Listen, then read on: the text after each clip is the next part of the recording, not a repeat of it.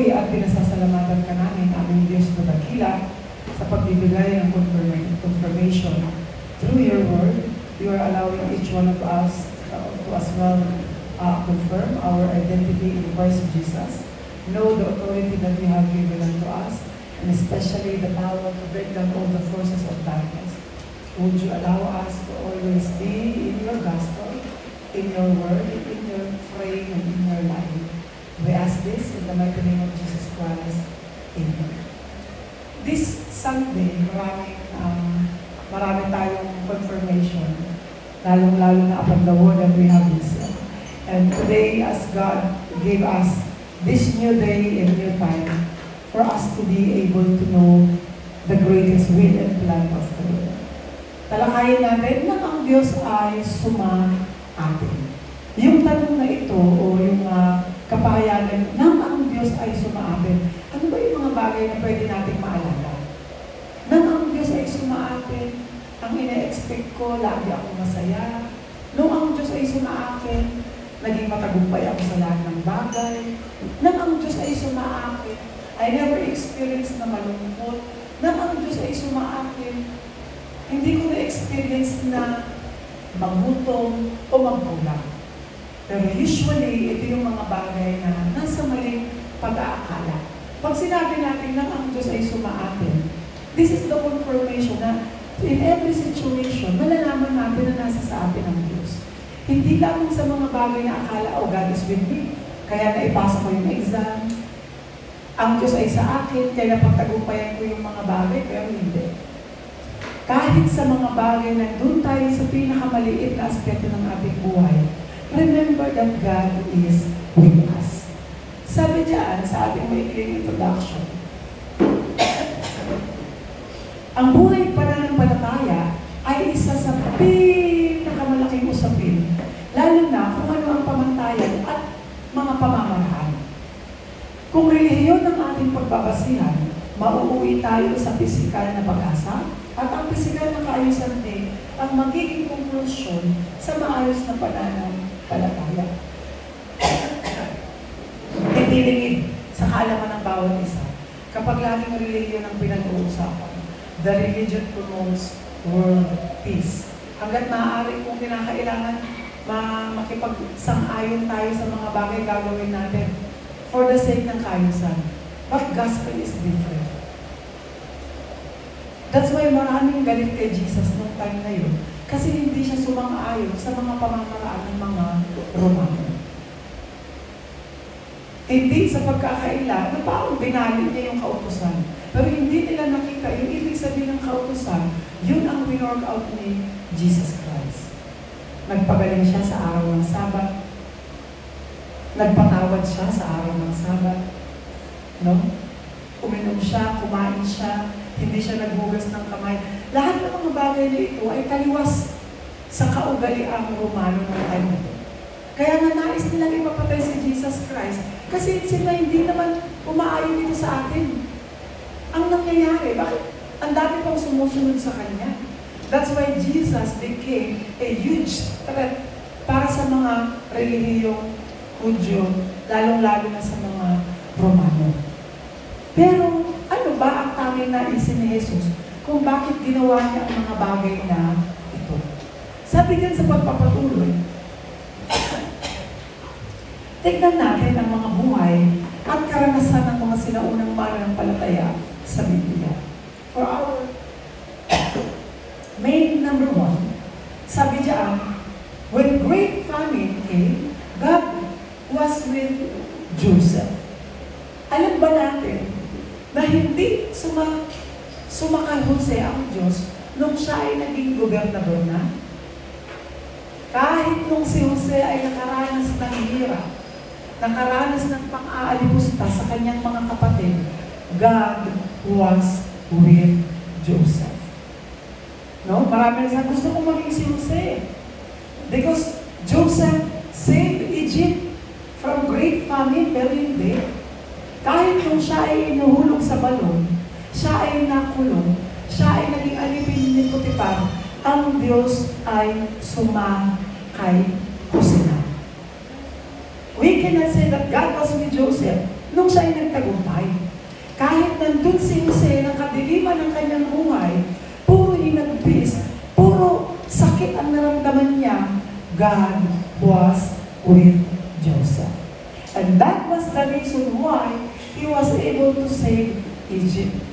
Hindi dahil sumakan niya nung siya ay matagumpay na. Kahit si Jose ay hirap na hirap sa buhay ng time na yun, siya ay kinakasihan na ng Espiritu ng Diyos. Sa ating pangalawang point, when great persecution came, God was with Esther. Kailan sumaka kay Esther ang Diyos? Nung napagtagumpayan niya, nailigtas ang mga Hudyo, hindi. Kahit nung siya ay pinipersecute at pinaplanong patayin lahat ng mga Hudyo, na kay Esther na ang Diyos. That's why she was able to confess, if I perish, then I perish. Hindi ako natatakot. Dahil alam niya, kasama niya ang Diyos.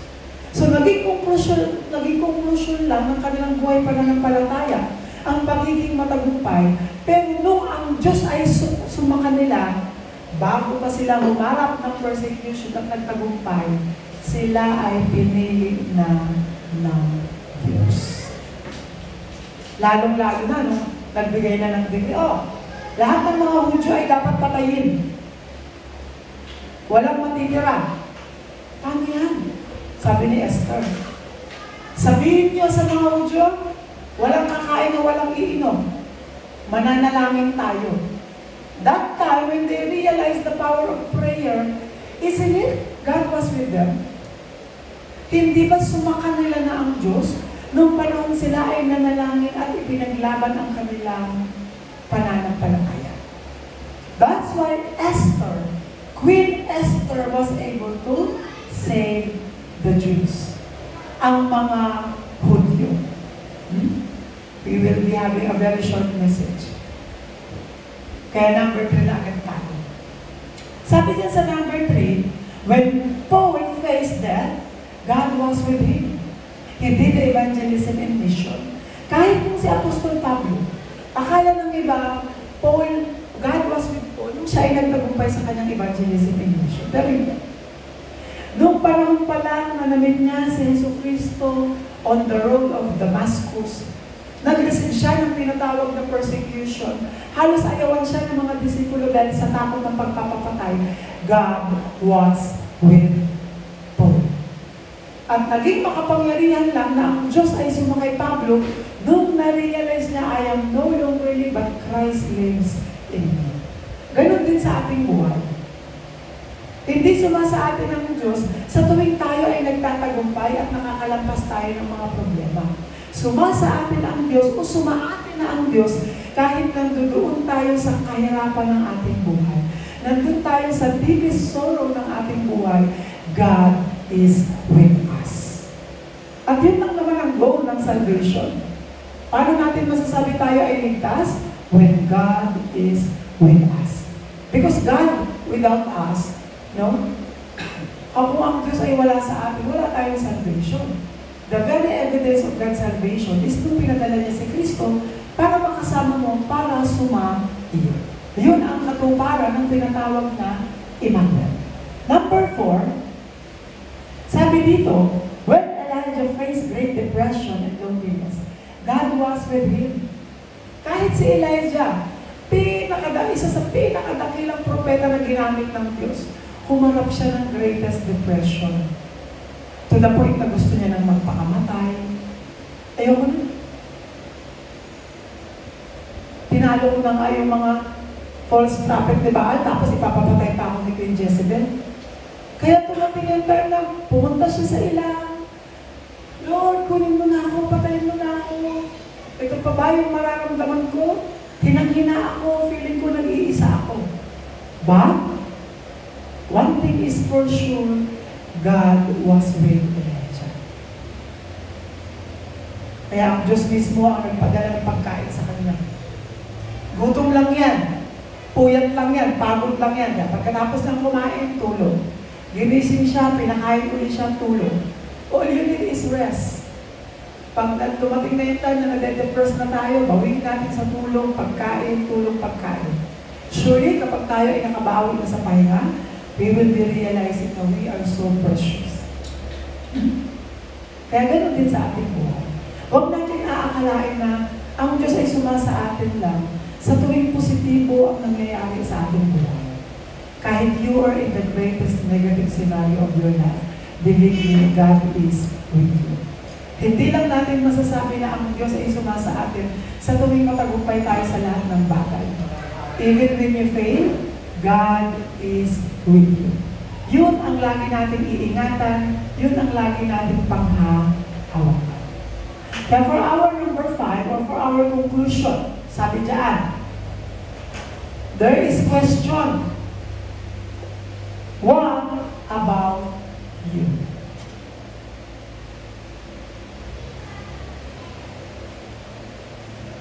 Kung ang Diyos ay sumakay Jose, nung siya ay nakulong, ibinenta, naging alipin, pinagtulungan siya ng kanyang mga kapatid. Nung ang Diyos ay sumakay Esther, kahit na dumating na yung time na ipapapatay ng mga Hudyo. Kung ang Diyos ay sumaka Pablo, nung halos ipapatay din siya. Nung ang Diyos ay sumakay Elijah, nung halos magpakamatay na siya sa sobrang depression, what about you? What is the greatest hardship you have now? Believe me, God is with you. Hindi mababago yun. At hindi mababago ng ating pananaw na ang Diyos ay suma sa atin. There is no question there is no question in God being with us. Hindi natin siya pwedeng questionin. Lord, nag-serve naman ako sa iyo. I follow you. Then, wait for the right time schedule of God. God will show us His plan. 100%. Ipapakita ng Diyos, ipaparanas ng Diyos ang kapayapaan. What about you now? Marami tayong experience. Marami tayong napagdaanan. Pero kung ano man yung mga bagay na nagbibigay sa'yo ng stress and depression, always remember that God is with you. Kung ang magiging basihan is physical wealth, papaano si Job? Halos tinanggalan na siya ng lahat, kahit kalusugan. But one thing is for sure, God was with Job. Kaya na-restore ang kanyang mga anak, na-restore ang kanyang mga ari-arian, na-restore kahit ang kanyang kalusugan. Nawa hindi dumating sa point na i-question natin ng Diyos. Kasi very small amount of faith meron tayo kapag ganun. Very elementary faith kapag i-question natin. Hindi lang sumasa atin ang Diyos kasi maayos ang ating buhay. Sumasa atin din ang Diyos kahit na doon tayo sa pagsubok, persecution, hardship, and even death. God is with us. Kaya ang conclusion ng salitang Acts 1:8, you will receive power when the Holy Spirit comes on you. You will be my witnesses. Saan? Sa hirap mo sa Judea, sa hirap mo sa Samaria, sa hirap mo sa Jerusalem, lahat ng pagsubok hanggang sa daigdig ng mundo, kasama mo ako. At yun yung wini-witness natin sa ating buhay pananampalataya. Na kahit may karamdaman ako, kahit na hindi okay ang aking pamumuhay, kasama ko ang Diyos. What is your Jerusalem? What is your Judea? What is your Samaria? And what is the ends of the earth? Lahat ito ay puro pagsubok. But then again, you are or we are Christ's witness. Ano yung witness? Kasama ko ang Diyos hanggang sa dulo ng daigdig. Yun ang ibig sabihin. Hindi lang natin kasama ang Diyos kapag masaya ako, nabibig ko yung aking leisure and pleasure, hindi. Kahit na ibenta tayo ng ating mga kapatid, mapagbintangan tayo kagaya ni Jose. Halos ikulong at ipapatay tayo kagaya ni Apostol Pablo, we can say that God is with us. At yun yung pangako ng Diyos sa atin sa oras na ito. Is ma-enjoy natin ang salitang Emmanuel. What about me? Ngayon pa lang, isipin natin, ano yung yung depression ko ngayon? Ano yung nag-i-stress sa akin? It doesn't matter. God is with you. God is with us. I bless you in the name of the Lord Jesus Christ. Yung trouble na meron tayo last time, nasabi natin, kahit na sa workplace na meron tayo, God is with you. Ano man yung trabaho na meron tayo, ano man yung ibinubulo natin araw-araw, kasama natin ang Diyos. Kasi yun ang kanyang dakilang plano. At ang dakilang regalo niya ay sumaatin hanggang sa dulo ng daigdig. Tayo po'y manalangin. Maraming salamat po aming Diyos dahil sa simpleng mensahe, hindi mo hinayaan na mawala ang aming puso't isipan sa flow ng mabuting balita. Tunay na kasama ka namin anuman ang aming pagdaanan, anuman ang aming kaharapin, sino man Panginoon ang aming makaharap, kasama namin ang Diyos. Kung paano sinabi mo na kami ay dapat tumayo sa harapan ni Cesar, gayon din Panginoon ang plano mo na kasama ka namin hanggang sa dulo ng daigdig. May you bless each one of us. May you make our week be fruitful and full of peace and rest in the name of Jesus Christ. Muli, Panginoon, sa ito namin pinagkakatiwala yan. Ito po ang panalangin sa pangalan ni Jesus. Amen. Palakpakan po natin ang Panginoon.